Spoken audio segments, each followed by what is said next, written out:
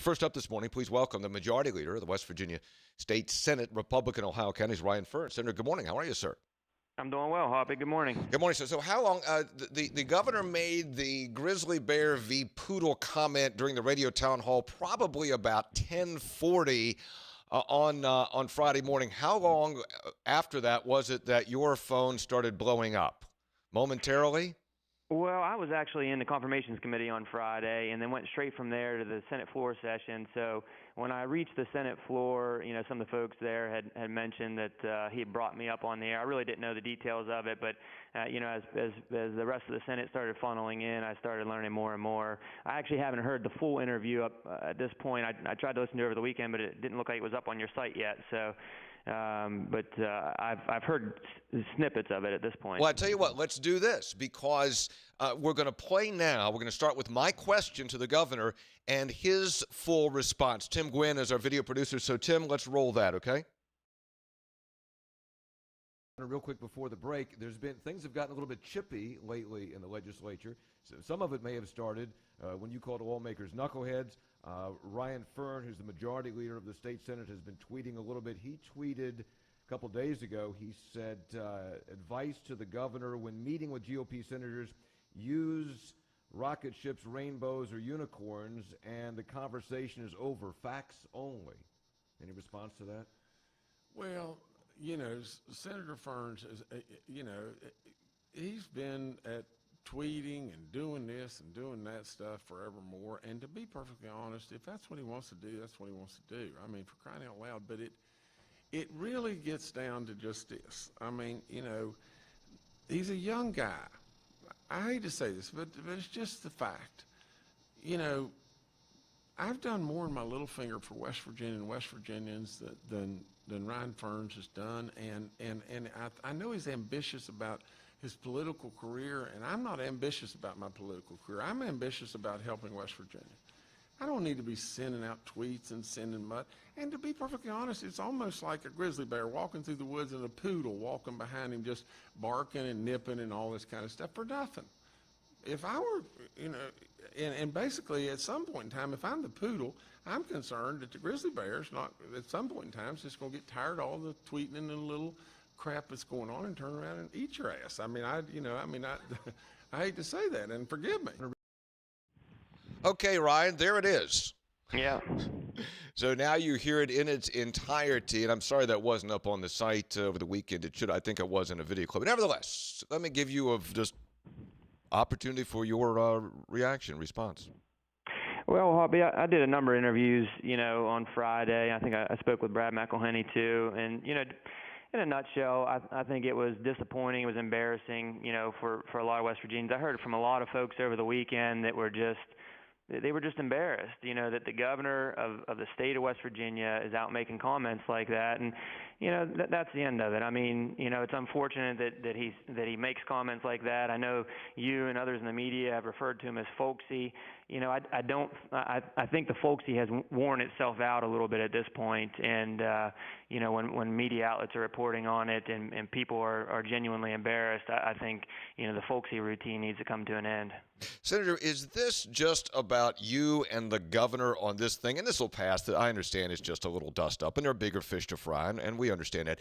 But is this about a larger issue between the governor and the Republican majorities? Because to me, some of this started with the natural difference when the governor submitted his budget plan of $450 million in tax increases and $27 million in cuts. Republican majorities were expecting much more in cuts. So you all have been working on your budget. I'll get to that in a minute. So there's a policy difference there.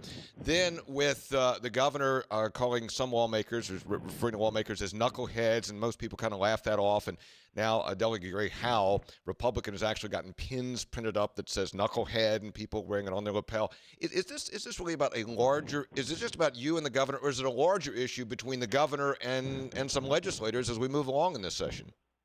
Well, I certainly don't think it's about me, me versus him. The big issue is, prior to the start of the session, Hoppy, you and others heard from our Senate President, our Speaker, and I think the message that was relayed was we were absolutely willing to work with the governor. The trouble is that the governor came back, told all of us, you, the legislature, the public, that he and his staff had prepared $300 to $600 million in cuts. And then, of course, we got to the State of State address, and we saw something that was the polar opposite. We saw the largest tax increase in the history of the state. So, I think that there's, trust that's been broken there between the governor and the legislature and the governor and the public. The guy campaigned on taking West Virginia in a new direction, and he went right back into the old playbook of Democratic governors of the past who proposed massive tax increases. I mean, this is the furthest thing from a new direction. This is exactly what we've always done, and people don't want that. I mean, that's not what I didn't vote for the governor, so it's not for me. But for folks who did that under the understanding that he was really going to do something different, I think they feel really let down at this point and betrayed.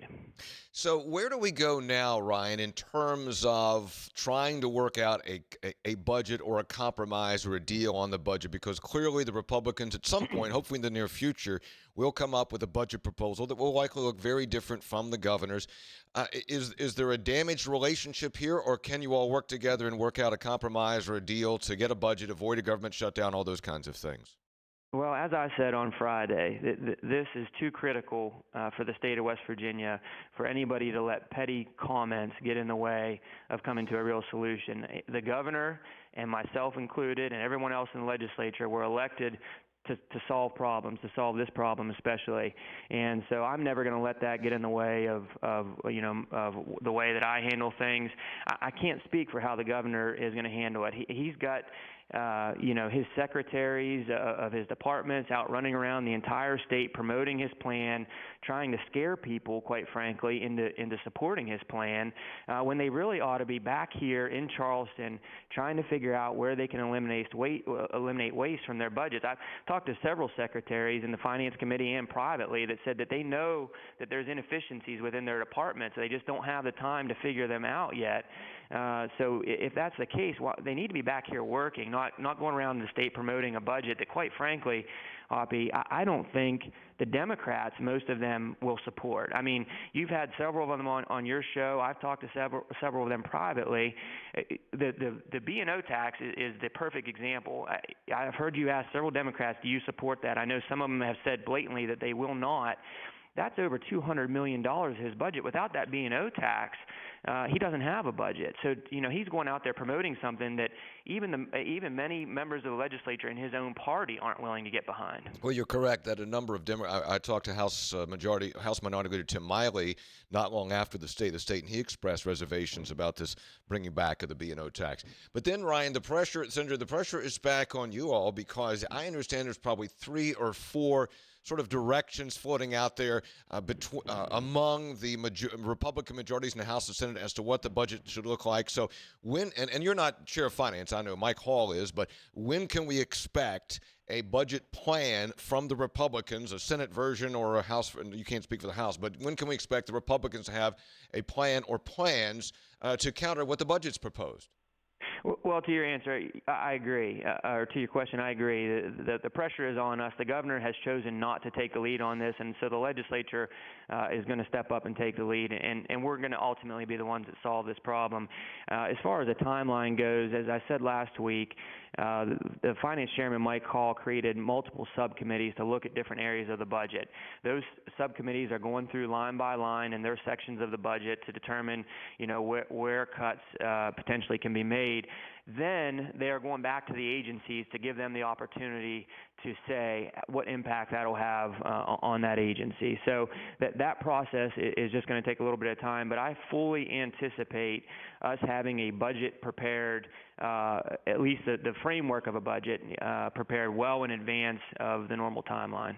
And finally, Senator, the governor justice announced last week, announced on Friday, that he was pushing a bill, he said, to fulfill a campaign promise that would limit lawmaker pay to a total of 5 work days for any special session dealing with the budget. He said the intent there was to force the legislature to come up with a budget without an extended session like we had last year. Do you support or oppose the governor's plan to limit pay to 5 days to try to make sure that the budget gets done?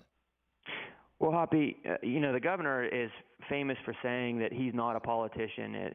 To me, this is a purely political game that he's playing. And if he wants to talk about savings, the one thing that no one has been able to get an answer from him on is when he will pay the $4.5 million in taxes that he owes the state of West Virginia.